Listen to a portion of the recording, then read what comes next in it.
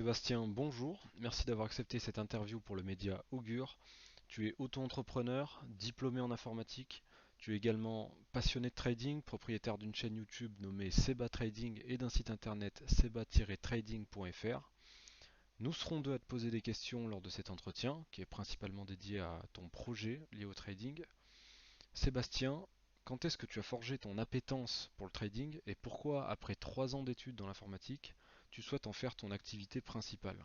J'ai fait des études pour devenir informaticien en étant plus jeune. Donc j'ai fait mes études en Belgique parce que je suis belge et j'ai un équivalent de bac 3. Et donc j'ai travaillé pendant 6 ans comme informaticien dans une boîte, dans un service informatique. Et puis j'ai rencontré mon épouse qui a fait ses études en Belgique et qui est française. Et on a décidé de s'installer en France. Et du fait que je changeais de pays, je devais forcément quitter mon emploi. Et j'en avais un peu marre de cette routine métro-boulot-dodo, du fait qu'on me donnait une charge de travail et quand elle était faite, je devais rester assis sur ma chaise et attendre la fin de la journée, attendre 17 heures, alors que j'avais rien à faire, on me donnait des choses, juste histoire de me donner des choses. Et donc, je voulais plus faire ça. J'ai voulu devenir mon propre patron. Et puis, j'avais envie aussi de me construire ma retraite, parce que je crois pas trop au système de retraite pour ma génération. Je pense que pour les plus âgés, c'était très bien, mais nous, il faut qu'on trouve des solutions. Et donc, voilà, j'ai commencé d'abord à m'intéresser à la bourse, à investir dans les actions, et petit à petit, ça m'a mené à profiter du trading. Et je trade principalement les paires de devises et le prix de. Finalement, tu as décidé de devenir ton propre patron pour éviter une certaine routine. C'est ça, exactement. Alors, ce qui est bien avec le statut d'auto-entrepreneur en France, c'est que je cumule deux activités. Donc, j'ai mon activité blogging, YouTube et trading, mon statut auto-micro-entrepreneur, je ne sais Mhm. plus comment c'est nommé maintenant. Et en même temps, ça me permet de faire du dépannage informatique, puisque j'ai mon diplôme et dans la région où je suis, il y a de la demande. Donc, du coup, je fais du dépannage informatique à côté. Ça me permet d'avoir un revenu un peu plus stable et petit à petit, j'essaie de basculer plus sur l'activité trading et business en ligne. Vis-à-vis de ta chaîne YouTube, donc Seba Trading et ton site internet notamment, pourquoi tu as décidé de partager tes connaissances dans ce domaine, mais surtout pourquoi gratuitement? Alors en fait, avec mon expérience dans le domaine du trading, donc j'ai d'abord suivi une formation qui était payante pour trader les actions, qui m'a bien aidé, qui était vraiment sympa au début.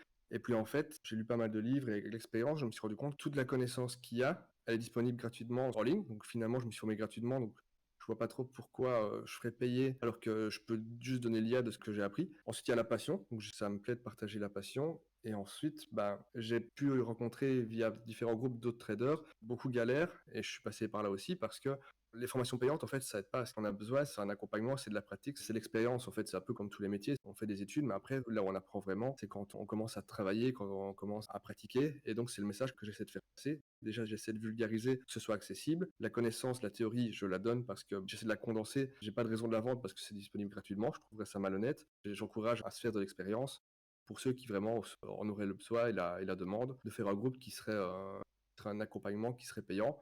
Mais voilà, c'est plus parce que j'ai cette demande-là que je le ferai, mais pas, c'est pas quelque chose que j'envisage de faire s'il n'y a pas besoin. Tu parlais d'accompagnement payant.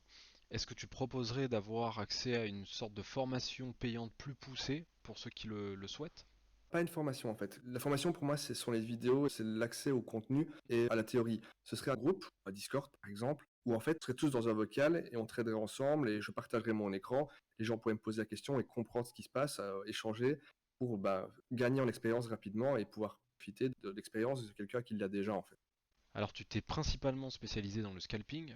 Est-ce que tu peux nous dire de quoi il s'agit et par la même occasion nous exposer les différents types de trading? Je vais commencer par ce que je faisais avant, donc je tradais les actions. Les actions, c'est ce que les gens visualisent le plus en général. On achète une action, on la garde pendant tout un moment et on la revend plus tard. Donc c'est ce qu'on va appeler l'investissement. On va garder son action des mois, voire des années, puis la revendre quand ça aura monté. Ça, c'est l'investissement à long terme. Ensuite, ce qu'on peut faire aussi, c'est les acheter et les conserver quelques jours, voire quelques semaines. Puis la vente, ça, c'est ce qu'on appelle du swing trading. C'est un horizon de temps où on va garder quelques jours, quelques semaines.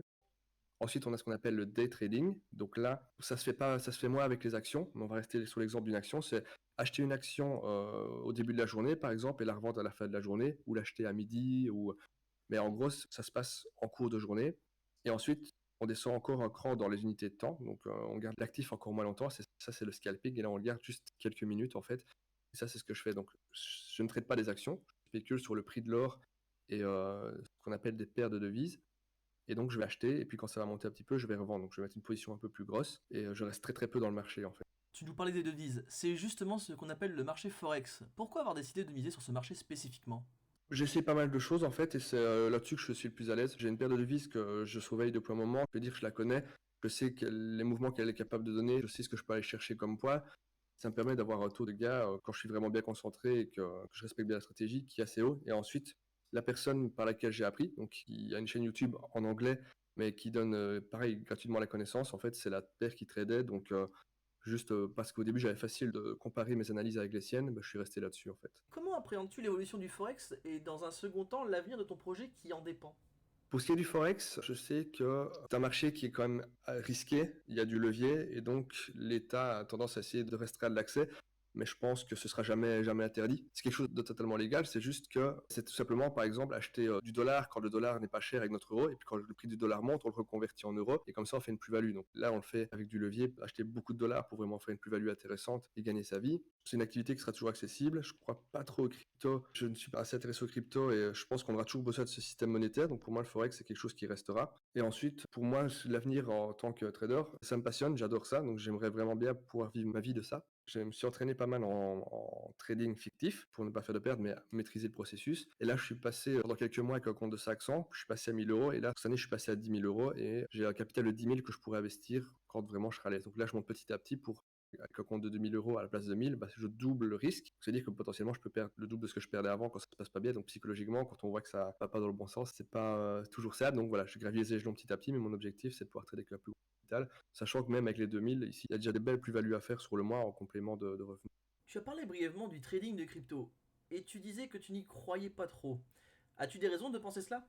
En fait, je sais pas trop où ça va aller. Il y a déjà la crainte de savoir si les États vont tous l'accepter ou pas. Et puis, j'ai un peu investi dedans. Ça montait, donc forcément, c'était, on va dire, c'était facile à ce moment-là. Mais moi, ce qui me pose problème avec les cryptos, c'est que la crypto, elle est quand même comparée à notre argent qu'on va dire réel. On sait qu'un Bitcoin, il est à peu près à 40 000 dollars actuellement. Il était à 60 000. Et parce que Elon Musk met un tweet, il peut perdre la moitié de sa valeur. Donc, tant que c'est corrélé à une monnaie existante comme le dollar, bah, il n'y a pas de raison que le dollar disparaisse. Ça doit être corrélé à quelque chose. Et puis, imaginons quelqu'un qui a travaillé toute sa vie, qui a son capital en Bitcoin, et puis sur un tweet, il perd la moitié. C'est trop volatile. C'est pas assez stable pour en faire un actif qui serait utilisable pour remplacer la monnaie actuelle. Tu parlais de la retraite. Est-ce que tu penses que tu peux te constituer une retraite avec tes activités de trading? En tout cas, est-ce que ça fait aussi partie de tes ambitions à l'avenir? Je pense que juste avec le trading, je pourrais, si imaginons que je devienne vraiment exceptionnel et que je fasse vraiment beaucoup, je pense pas. L'idée, ce serait plutôt de me diversifier, de me faire un PE à côté, parce que quand je tradais des actions avant, j'arrivais à faire des beaux pourcentages et me dire que bah voilà, je ferais même 10% par an avec le capital, ça me constituerait déjà une bonne partie de retraite. Et j'ai envie de diversifier un petit peu. Je suis propriétaire de ma maison, donc je n'exclus pas non plus le fait de peut-être investir dans l'immobilier plus tard. J'ai plusieurs pistes qui me permettront d'atteindre mes objectifs. Et je suis encore assez jeune, donc je me dis que voilà, j'ai le temps de mettre ça en place. C'est la fin de cet entretien. Si vous appréciez notre contenu, abonnez-vous à notre chaîne YouTube, activez la cloche pour recevoir les notifications de sortie des prochaines vidéos. Merci de votre soutien et à bientôt pour une prochaine interview.